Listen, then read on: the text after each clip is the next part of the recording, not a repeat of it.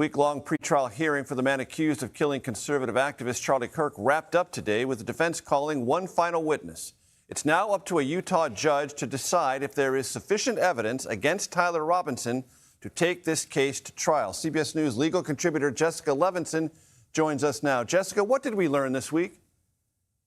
So what we learned is essentially a preview of the prosecution's case, much of which we'd already heard about. So we knew that the roommate's testimony was going to be key. We knew that there was allegedly a note left by Tyler Robinson for his roommate. We knew that there was going to be DNA evidence. We heard about that DNA evidence today. Maybe the biggest takeaway from today is you have that forensic expert, again, testifying for the prosecution, saying that it is at least 1 trillion times more likely that the DNA found on the rifle came from Tyler Robinson and somebody else than 2 unknown individuals. So again, I think what we saw over the last number of days is really a preview of the fact that the prosecution has a lot of different levels of evidence that they're going to use at a potential trial against Tyler Robinson.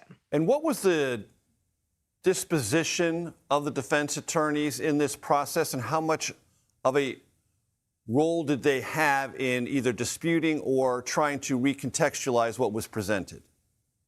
Such an important question. So, as you know, what we're talking about here is a preliminary hearing, and the standard that you need to show to move forward, the prosecution's burden, is to show that there is probable cause. And that actually means that there is a reasonable belief that this crime occurred, we know a crime occurred, and that Tyler Robinson committed these crimes. You do not need proof beyond a reasonable doubt, which of course requires a virtual certainty that Tyler Robinson did in fact commit these crimes.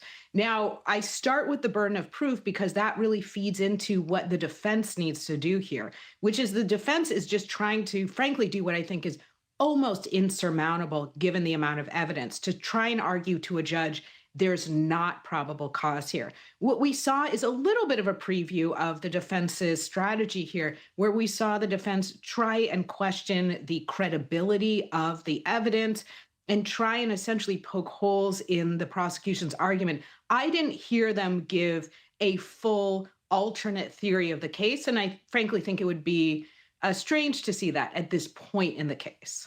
And Jessica, should anything be taken one way or the other from the fact that a judge did not declare this a settled matter with a move to trial today? I'm not taking anything from it. I still think that when it comes to that relatively low standard of probable cause, again, a reasonable belief that these crimes were committed by Tyler Robinson, I still think the prosecution is going to pass this threshold. This is a case that, of course, you and I are talking about. I think the judge is going to be belt and suspenders about this. We had this 5-day hearing. Now both sides are going to submit more briefs. Then the judge will make a decision.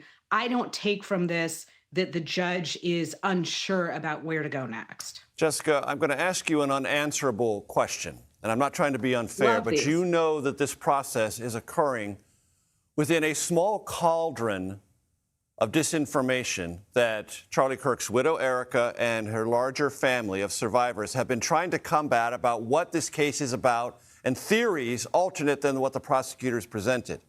You can't answer whether or not that's going to end that, but a lot was put on the record today that might. And I hope that it does. This is a really important and, yes, unanswerable question, which is how do we get people to focus in on the facts and not conspiracy theories? And I know that people who are watching your program are listening and hearing what happened in the courtroom, not what somebody's theory is, not what somebody thinks must have happened, but really what the prosecution is laying out. And to the extent you don't believe the prosecution, listen to how the defense is trying to combat the prosecution's case. It's not, at this point, as far as I can see, through conspiracy theories. It's through the typical way that the defense does that, which is trying to call into question things like the DNA evidence. And I think it's so important for us to focus on what both sides argue in a courtroom as opposed to social media and elsewhere. Jessica Levinson, appreciate it very much. Thank you.